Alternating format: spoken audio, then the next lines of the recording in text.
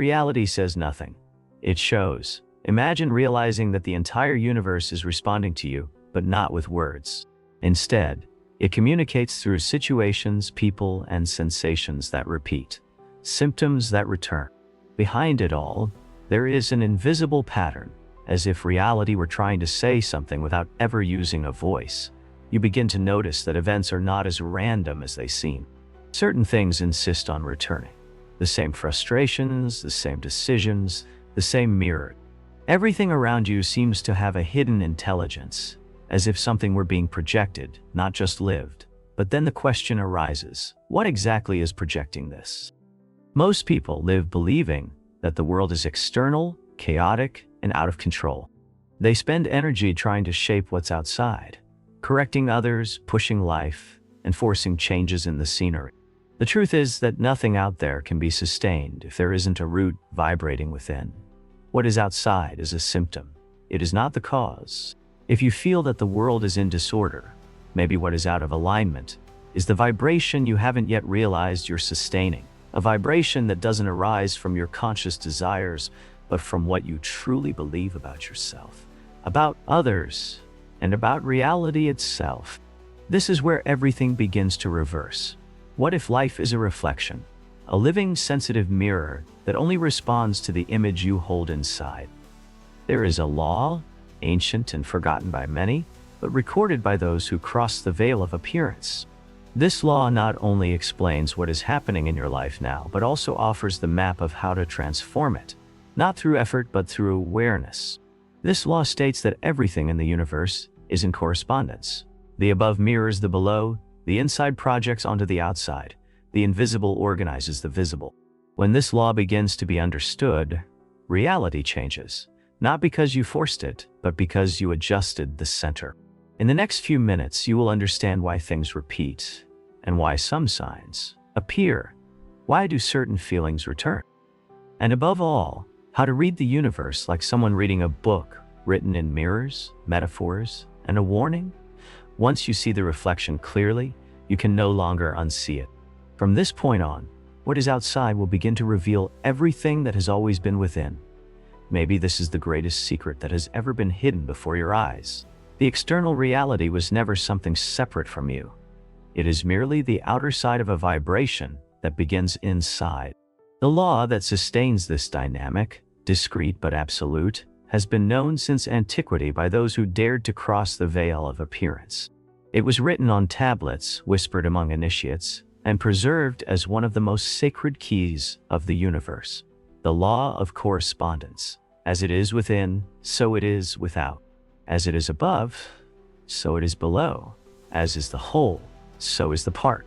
This law is not a philosophical metaphor. It is a vibrational structure, a silent mechanism that organizes the way the invisible becomes matter. What you carry in the backstage of your mind and heart finds a way to manifest on the outside. Everything you experience is merely the visible face of what you emanate, often without realizing it. It was the Egyptian god of wisdom, the divine scribe, who first recorded this principle, not with ordinary ink, but with symbols that have crossed centuries. He knew the universe wasn't linear but mirrored, that everything happening in the higher planes finds reflection in the lower planes, and that everything moving within a human being, their fears, beliefs, desires, and thoughts, shapes the field around them like an invisible sculptor. For the ancients, Thoth was not just a god. He was the mediator between worlds, the one who saw the hidden reflection behind appearances, the one who knew that time and space were bendable, as long as one understood the correct frequency. The law of correspondence shows us that nothing is isolated. No emotion exists without echo. No thought is neutral. No event arises disconnected from the center. Everything responds. Everything reverberates. Reality is a sequence of mirrors placed before each other. When you change the content of one, the reflection of all the others begins to shift. But the most surprising part is realizing that these reflections are not always literal. Life doesn't show you exactly what you think. It shows you what you vibrate, and that vibration translates into symbols. That's why the world doesn't speak to you in direct language. It speaks in images, in repetitions, in situations that seem like coincidences, but are actually correspondence. When you understand this, everything changes. Yesterday's anger, the unlikely encounter, the message that arrives at the exact moment, the dream that repeats. Nothing is random anymore. Every fragment of your experience carries an invisible signature, yours. You are not reacting to reality. You are interacting with a projection of yourself. And this is not an invitation to guilt. It is a call to awareness. The law of correspondence does not judge. It only mirrors. It does not punish. It only reflects. The universe has no opinion. It has resonance, and you live at every moment inside the field you are creating with your most active vibration. That's why, if you want to change what's outside, you don't need to attack the effects. You need to rediscover the cause. But finding that cause is not always simple. It doesn't present itself in an obvious way, nor does it shout in your ears. The cause hides in the details and the signs, in the patterns you usually ignore, but that repeat like a secret language, trying to teach you something only you can decipher. Because reality doesn't speak the way humans speak. It communicates in symbols, it whispers in metaphors. That's why the law of correspondence shouldn't just be understood. It should be lived as a form of listening, a state of deep attention where everything becomes language. The behavior that repeats in the people around you. Same number that appears day after day. A discomfort that shows up in the body whenever a certain emotion approaches. Nothing is random once you begin to see beyond the form. Life is an intelligent mirror, but not a photographic mirror. It doesn't reflect exactly what you think. It reflects what you vibrate, and vibration translates into pattern. The universe shows you where it hurts, where there is still shadow, where you're stuck in an unconscious cycle. Not to punish you, but to show you what still needs to be seen, what is still active, what needs to be rignified. Maybe that's why the ancients called reality a living oracle, because everything that happens outside is responding to a frequency within. When that frequency changes, the pattern changes with it. But to decipher this mirror, sensitivity is needed. It's not enough to observe. You have to feel. The universe responds with symbols, but symbols don't have a fixed language. They speak to you through your story, your baggage, your emotional repertoire. For one person, seeing the number 111 might be an invitation to awareness. For another, it may be a warning. For someone else, just noise. The symbol is a personalized mirror. It only reveals what you're already ready to see. That's why learning to read reality requires a new kind of intelligence. One that goes beyond logic, that senses the pattern behind the visible, that perceives the connections between seemingly unrelated events, that understands that what you reject outside may be exactly what you need to integrate within. This symbolic reading is one of the most powerful paths to self-knowledge because it removes the illusion that you are a victim of external forces. It shows that everything is in correspondence, that the encounter with that difficult person, the project that won't move forward, the illness that keeps returning, all of this is reflection, all of this is code. And the great scribe understood this like no one else. He knew the gods did not speak with voice. They spoke with events, with signs. With sacred architecture, he recorded the patterns of the sky reflected on the earth, the movements of spirit reflected in the flesh. By doing so, he allowed the initiates to understand the language of the cosmos. You can do the same now.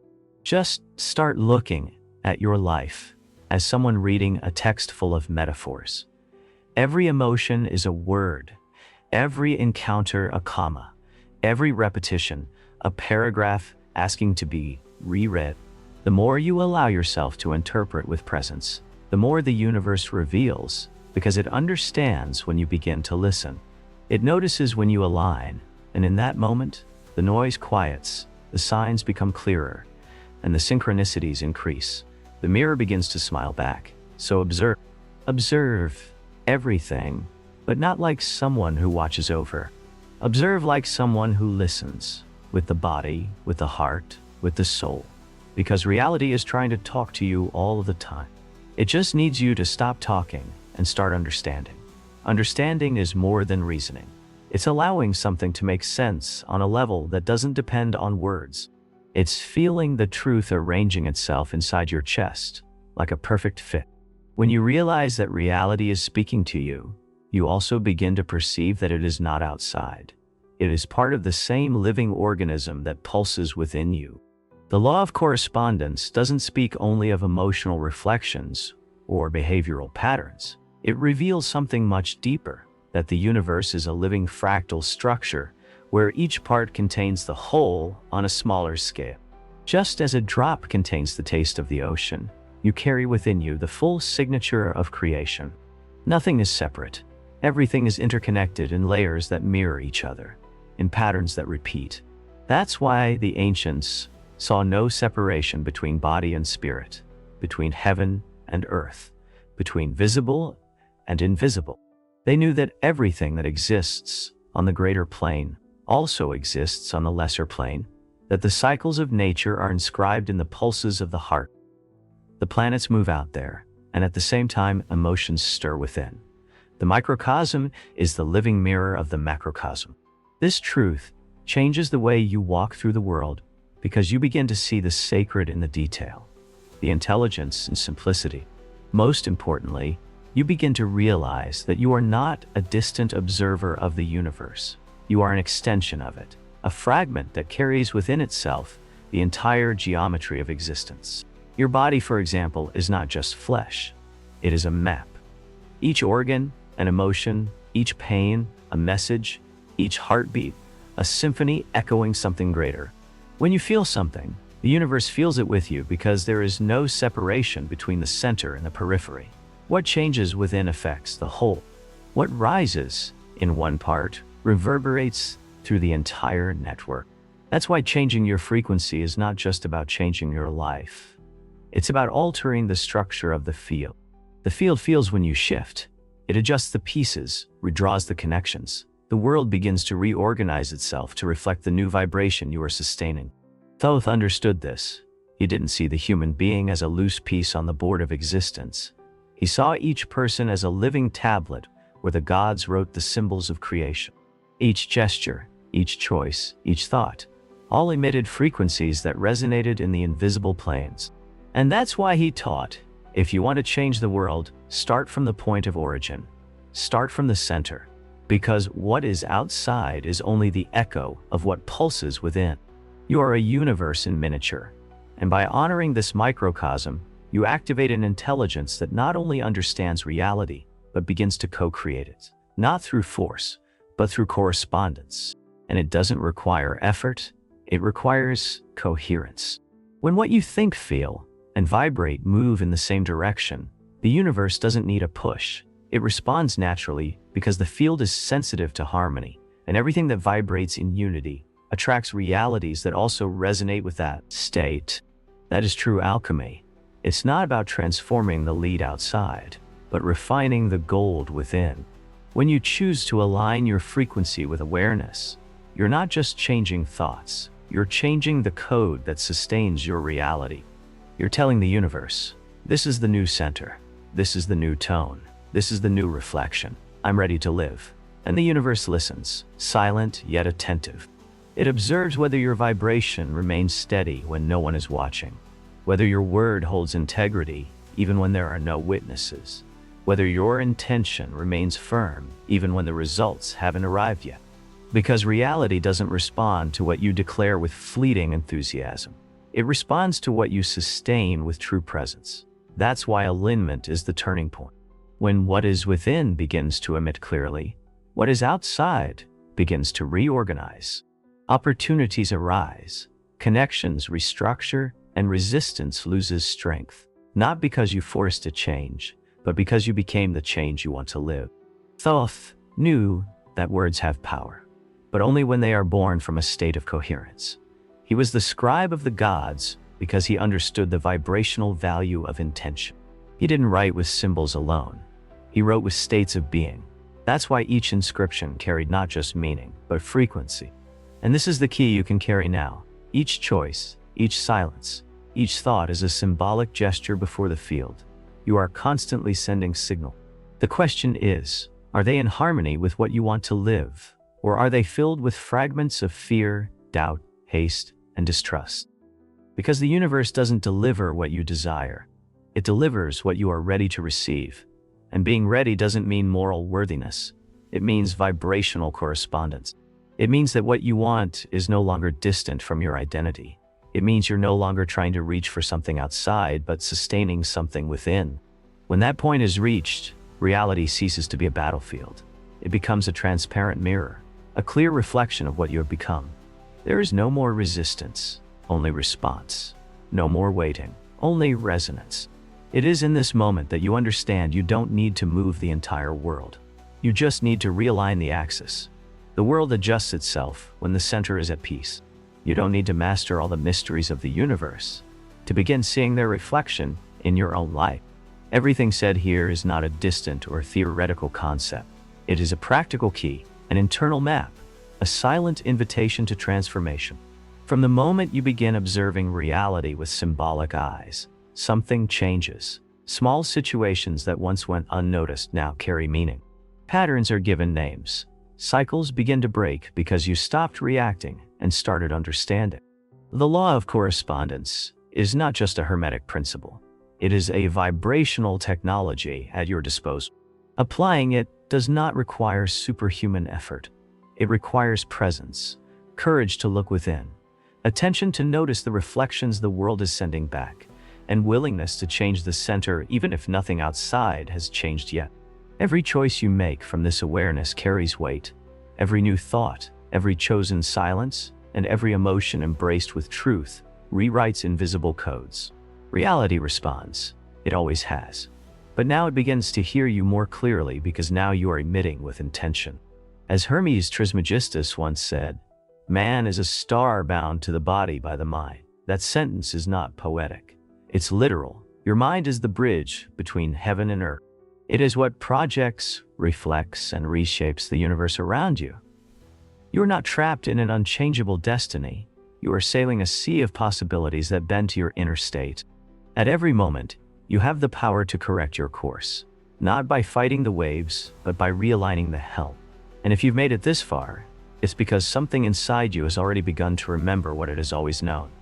Reality is not what happens to you. It is what happens through you. If this message touched you on any level, leave your like, subscribe to the channel, and turn on notifications. That way, this wisdom reaches more seekers like you. In the comments, write, "My reality is the mirror of my consciousness." Share it with someone who is ready to decipher the signs behind the form. This is the second episode of our special series on the Hermetic laws.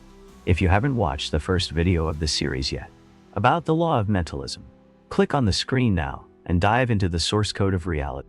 The world around changes. When you become the change, it reflects.